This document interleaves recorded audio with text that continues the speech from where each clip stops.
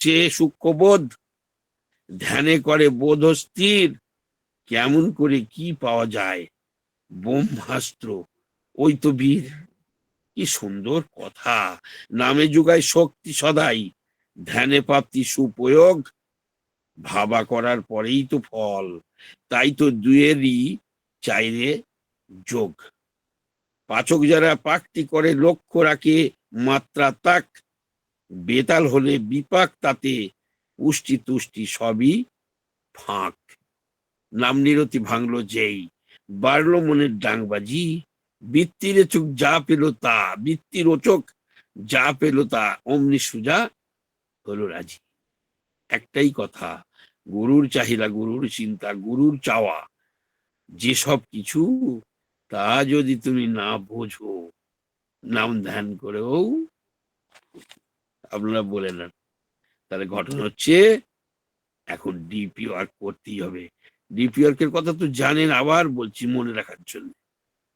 আচ্ছা, যদি বলছেন কোমরে ব্যথা, হাঁটু, কোমরে ব্যথা ডিপি ওয়ার্ক, হাঁটুতে ব্যথা ডিপি ওয়ার্ক, স্বামী স্ত্রীতে মিল নেই ডিপি ওয়ার্ক, পাড়াপড়শি মিল নেই ডিপি ওয়ার্ক, ছেলের চাকরি নেই ডিপি ওয়ার্ক, মেয়ের বিয়ে হচ্ছে না ডিপি ওয়ার্ক। সব সমস্যার সমাধান জানিস ইষ্ট প্রতিষ্ঠান ঠাকুর বলছেন। আর আমি বলি সব সমস্যার সমাধান জানিস ডিপি ওয়ার্ক, কর্ম অভিযান। একটা কানা এবং কুৎসিত অভাবী ভক্ত ছিল, ভগবানের কঠোর সাধনা করছে। ভগবান বলছে, ভগবান সাধনায় সন্তুষ্ট হয়ে বর প্রার্থনা করতে, মানে এসে বলছে যে আমি তোমার সাধনায় সন্তুষ্ট, তুমি বর প্রার্থনা করো, তবে একটার বেশি চাইতে পারবে না, তুমি যা চাইবে তাই হবে, একটার বেশি না। এখন ও তো চিন্তা করছে, আমি কানা কুৎসিত এবং অভাবী, কি চাইবো? চোখ চাইলে আর সব কিছুই হবে না, ওই একটাই হবে। গুরুদেব ছিল, গুরুদেবের কাছে গিয়ে বলো, গুরুদেব আমি এই বর পেয়েছি, কি চাইবো? গুরুদেব অন্তর্দৃষ্টি দিয়ে বলে দিলেন, তুমি এই বর চাও, আমি যেন দেখে যেতে পারি আমার নাতি সোনার থালায় ভাত খাচ্ছে। আমি যেন দেখে যেতে পারি। চোখ ফিরল, সুশ্রী হলো, বিয়ে হলো, ছেলে হলো, ছেলের বিয়ে হলো, নাতি হলো, অবস্থার পরিবর্তন ঘটলো, সোনার থালা এলো, এবং নাতির ভাত খাওয়া দেখলো। তাহলে কি হচ্ছে, আমাদের ওই একটাই কাজ, ডিপি ওয়ার্ক। তাই এই যে মহতী অনুষ্ঠানটা, আমার সদ্য দীপক বসাক দাদা আরো সকলে, আমি ওনার বাড়িতে গেছিলাম, আমার চিত্তরঞ্জন দা, ওনার বাড়িতে গেছিলাম।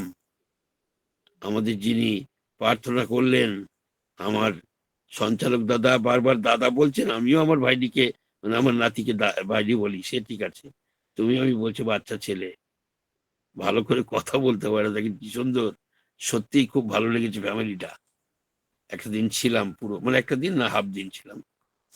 যাই হোক, দীপকদার বাড়িতে পুরো এক বেলা ছিলাম, এই সুযোগ আমার করে দিয়েছিলেন ওনারা। যাই হোক, মালিকের ইচ্ছা। তাই দীপকদা এবং আরো সব ভক্ত প্রাণ মায়েরা এই যে মহতী অনুষ্ঠানটাকে এগিয়ে নিয়ে যাচ্ছেন, কত ভাঙা ভাঙা প্রাণ মন জুড়ে যাচ্ছে, কত ভাঙা ভাঙা সংসার জুড়ে যাচ্ছে, কত অযোগ্য যোগ্য হচ্ছে, কত যার যোগ্যতা যে যোগ্যতর হচ্ছে। ঠাকুরের ভাষায় এনারা কিন্তু সাধু সন্ন্যাসী। সন্ন্যাসী কাকে বলে?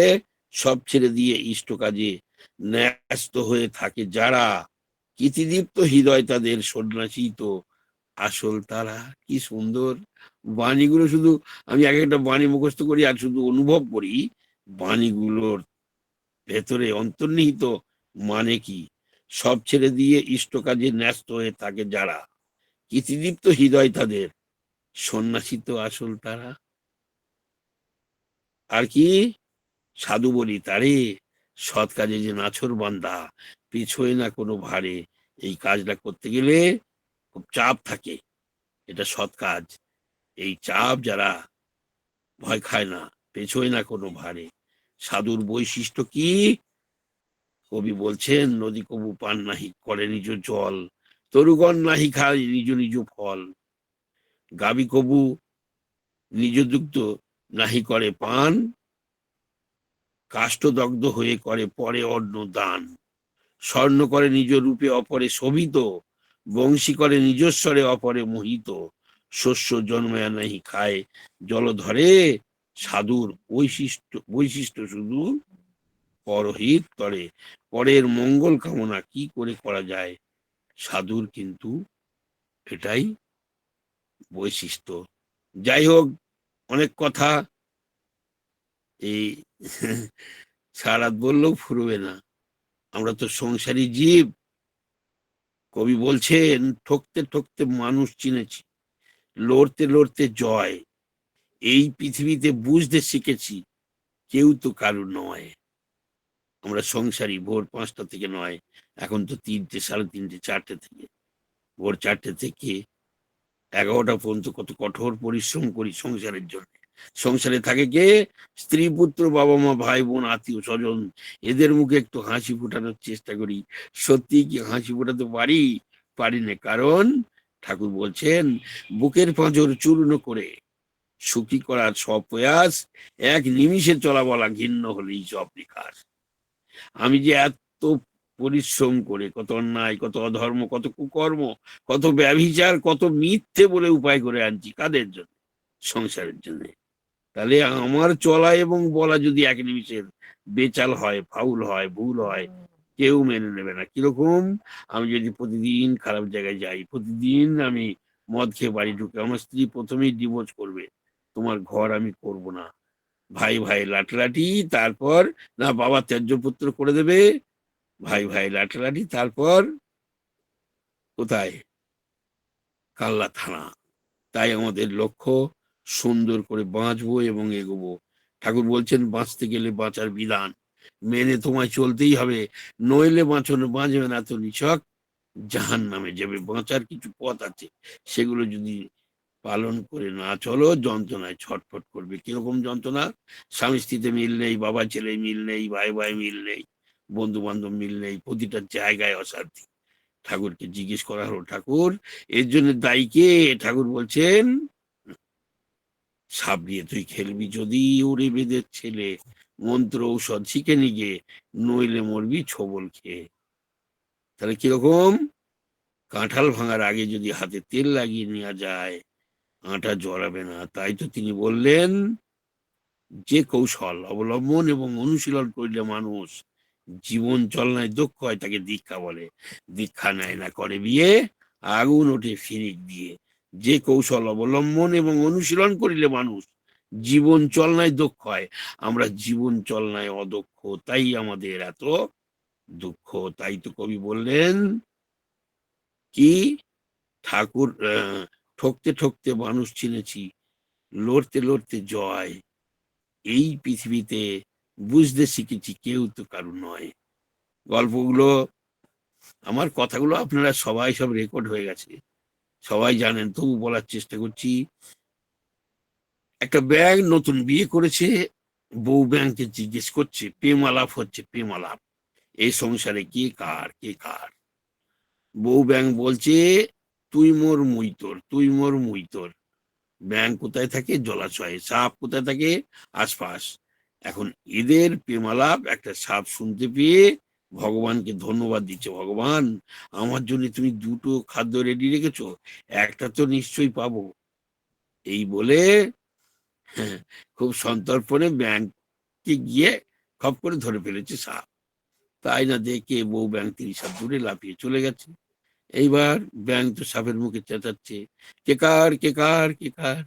দূর থেকে বউ ব্যাঙ 30 হাত দূর থেকে বলছে, যে যার সে তার, যে যার সে তার, যে যার সে তার। গল্প শেষ। সত্যি সত্যি আমার 3টে ছেলে। তাহলে আমার যতক্ষণ যৌবন আছে, যতক্ষণ উপায় করার ক্ষমতা আছে, ততক্ষণ সংসারে তুই মোর মুই তোর, তুই মোর মুই তোর। যেই আমার মানে উপায় করার বয়স চলে যাবে, ইনকাম বন্ধ হয়ে যাবে, যৌবন চলে যাবে। আমার ছেলেরা কি করবে জানেন? যদি একটু পয়সা করি থুয়ে যায় তাহলে বৃদ্ধাশ্রমে, আর তা না হলে কানলা থানা, এই কানলা স্টেশনে, আর তা যদি না হয় ঘরের মধ্যে তালা দিয়ে ছেলে বৌমা চলে যাবে। তাই ঠাকুর বলছেন, ইষ্টের চেয়ে থাকলে আপন, ছিন্ন ভিন্ন তার জীবন। সাম রাখলে সামও থাকে, কুলও থাকে। সাম ছেড়ে যদি কুল নিয়ে ব্যস্ত হই, সামও থাকে না, কুলও থাকে না। একটা চলতি কথা আছে, যখন তোমার কেউ ছিল না তখন ছিলাম আমি, এখন তোমার সব হয়েছে, পর হয়েছি আমি। ঠাকুর কিন্তু ভক্তদের বলছেন। আবার আন্ডারলাইন, যখন তোমার কেউ থাকবে না তখন থাকবো আমি।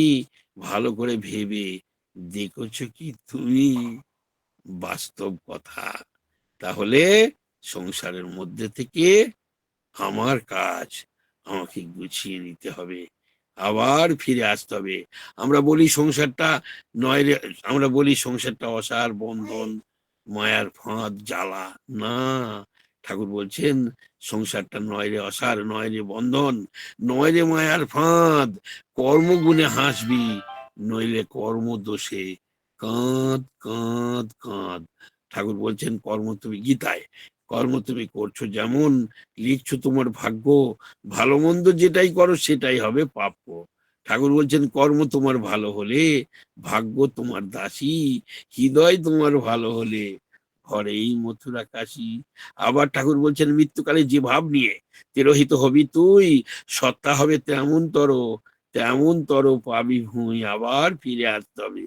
তাই তো গীতায় বলছেন, জং জং ব্যাপী শরণম ভাবম ত্যজন্তে কলেবরম। যখন দেহ থেকে আমার সত্তাটা চলে যাবে, যে ভাব থাকবে, আবার সেই ভাব অনুযায়ী নতুন দেহ ধারণ করে পৃথিবীতে ফিরে আসতে হবে। যাই হোক, এখন সময় একদম শেষ। একটা ছোট্ট গল্প বলে আমার কথা শেষ করব। গল্পটা জানেন? গল্প এটা নয়, এটা সত্যি ঘটনা, উত্তরপ্রদেশের ঘটনা। স্বামী স্ত্রী, স্বামী খুব রুগা, আমার মতো রুগা, বউ খুব মোটা। তো স্বামী ঠাকুর ভক্ত, বউ মোটে নয়। এখন বউয়ের একটা অবগুণ আছে, যেখানেই বসবে সঙ্গে সঙ্গে ঘুমিয়ে পড়বে। পাড়ায় প্রতিদিন ভাগবত পাঠ হয়, স্বামী ডেলি যায়। একদিন বউকে জোর করে পাঠিয়েছে, তুমি আজকে যাও। তো অনিচ্ছা সত্ত্বেও গেছে। এখন কতক ঠাকুর তার বক্তব্যে বলছে, আসুন আসুন আসুন। বউটা মনে করছে আমায় বলছে। ভেতরে গেছে আসরে, কতক ঠাকুর তার বক্তব্যে বলছে, বসুন বসুন বসুন। বউটা মনে করছে আমায় বসতে বলছে, বসেছে। আর যেই বসেছে ঘুমিয়ে পড়েছে। অনুষ্ঠান শেষ হয়ে গেছে, সবাই চলে যাচ্ছে, চেঁচামেচি হচ্ছে। বউটা ঘুমিয়ে গিয়ে ও চলে যাবে প্ল্যান নিয়েছে। ওদিকে কতক ঠাকুর তার শেষ কথা বলছে, এবার আপনি গৃহে ফিরে যান। বউটা মনে করছে আমায় বলছে, খুব ভালো। বাড়ি চলে এলো, স্বামী জিজ্ঞেস করছে কি কিরকম ভাগবত শুনলে? তা বলছে যে একদম সহজ, আসুন আসুন আসুন, বসুন বসুন বসুন, এবার আপনি গিরে পেয়ে যান। বলছে হ্যাঁ, এটাই বীজ মন্ত্র, এটাই তুমি বিশ্বাসের সঙ্গে সদা সর্বদা মনন করবে, সদা সর্বদা। এখন করছে বিশ্বাসের সঙ্গে। পরের দিন গভীর রাত্রে চোর এসেছে মাটি পুড়ে, তো শীত কেটে, তো মুখ, আর বউটা বুঝতে পেরেছে ও কিন্তু চৌকিতে বসে বসে জব করে যাচ্ছে। এখন চোর যেই মাথাটা বের করেছে মাটি ফুঁড়ে, তখন বউটা বলছে আসুন আসুন আসুন। চোর মনে মনে করছে, ওরে বাবা, এ কোন দেবী, এর সামনে চোখ পেছনে চোখ। এবার ওপরে উঠেছে, যেই ওপরে উঠেছে মাটি ফুঁড়ে, তখন বউটা বলছে বসুন বসুন বসুন। চোর কি কেউ বসতে বলে? এখন যাই হোক, এখন যেই বসার কথা বলেছে বউটাকে, মানে এই লোকটা, চোরটা পা দুখানা জাপটে গিয়ে ধরে বলছে, মা আপনি মহাদেবী, আপনার সামনে চোখ পেছনে চোখ, আমি নাক কান মরছি, জীবনে আর আপনার বাড়ির দিকে আমি তাকাবো না। তো এইবার বউটা বলছে যে এইবার আপনি গৃহে ফিরে যান। আর যেই বলেছে তড়িমড়ি করে ছুটে পালিয়ে গেছে। পরের দিন সকালে স্বামীকে বলছে, দেখো এরকম চোর এসেছিল, আমি জব করে যাচ্ছি যথারীতি, বলে গেল চোর, আমি জীবন আর আপনার বাড়ির দিকে তাকাবো না। স্বামী তখন বলছে, একদিন ভাগবত শুনে যদি সম্পত্তি রক্ষা হয়, সারা জীবন ভাগবত শুনলে কত কি রক্ষা হবে। আমাদেরও ঠিক তাই। ঠাকুর বলছেন, শুনলি কত করলি না, ঠকলি কত বুঝলি না। করো হও পাও। একটা মাতৃভক্ত ছেলে ছিল, মা যা বলতো শুনতো। একদিন মা বলছে, দেখ আমার তো বয়স হয়েছে, তো একটা বিয়ে কর। বিয়ে করেছে। এইবার মায়ের কথা শোনে না, বউ যা বলে তাই শোনে। একদিন ফাঁক পেয়েছে, বউ নেই কাছে। মা জিজ্ঞেস করছে, হ্যাঁ রে, আগে তো তুই আমার কথা খুব শুনতিস, এখন তো আমার কথা শুনিস না, বৌমার কথা শুনিস, ব্যাপারটা কি বলতো? ছেলেটা বলছে, মা তুমি যখন বলো দাঁড়িয়ে দাঁড়িয়ে শুনি, চলতে চলতে শুনি, এ কান দিয়ে ঢোকেও কান দিয়ে বেরিয়ে যায়। আর তোমার বৌমা যখন বলে, এক কান বালিশে চাপা থাকে, আর এক কান দিয়ে যা ঢোকে তাই হৃদয়ঙ্গম হয়। আমাদেরও ঠিক তাই, এখান দিয়ে ঢুকি ওখান দিয়ে বের করে করলে হবে না। তাহলে এক কান ওরকম চেপে হৃদয়ঙ্গম করতে হবে। তাই তো ঠাকুর বলছেন, সু মানে ভালো, সুকে যেমন করবে আপন, হাতে কলমে বুঝে করে, স্বর্গও তোমায় তেমনি হচ্ছে, কে তোমারে রাখবে ধরে। আবার ঠাকুর বলছেন, ব্যতিক্রম দুষ্ট হবি যদি, ভেঙে যাবে গুণের তাল, বিধির বিধান পাল্টে যাবে, হাতে হাতে পাবি ফল। তাহলে করো হও পাও, না করে যে পেতে চায়, দুঃখ তার পিছে ধায়। ইষ্টগুরু পুরুষোত্তম, প্রতীকগুরু বংশধর, রেত শৈলী সুপ্ত থেকে জ্ঞান্ত তিনি নিরন্তর। জয় গুরু। জয় গুরু, সকলের মঙ্গল, ঠাকুরের আতুর চরণে জানিয়ে আমি আমার ছোট্ট কথা শেষ করলাম। খারাপ থাকার সময় নেই, মোটেই সময় নেই। জয় গুরু। ঠান্ডা ঠান্ডা কুলকুল, একদম দারুণ আমাদের দারুণ। এখানে আমাদের এখানে আমার সুনির্দিষ্ট মনে প্রশ্ন। হচ্ছে আমার জীবনে সবচেয়ে আজকে বেশি ঠান্ডার দিন। মানে আমরা সকল খুব জাগিত হলাম, উদ্বুদ্ধ হলাম, প্রেরণা পেলাম পরমপিতা রাতুল রাঙা শ্রীচরণে। আপনার আপনার পরিবারের প্রতি প্রত্যেকের ইষ্টচ্ছল মঙ্গলময় জীবন প্রার্থনা করি। খুব ভালো থাকেন দাদা, এইভাবেই জয় আমাদের গুরু। খ্রিস্ট প্রসঙ্গ শুনিয়ে আমাদের উদ্বুদ্ধ করেন। এই প্রার্থনা রইল পরমপিতা রাতুল রাঙা শ্রীচরণে।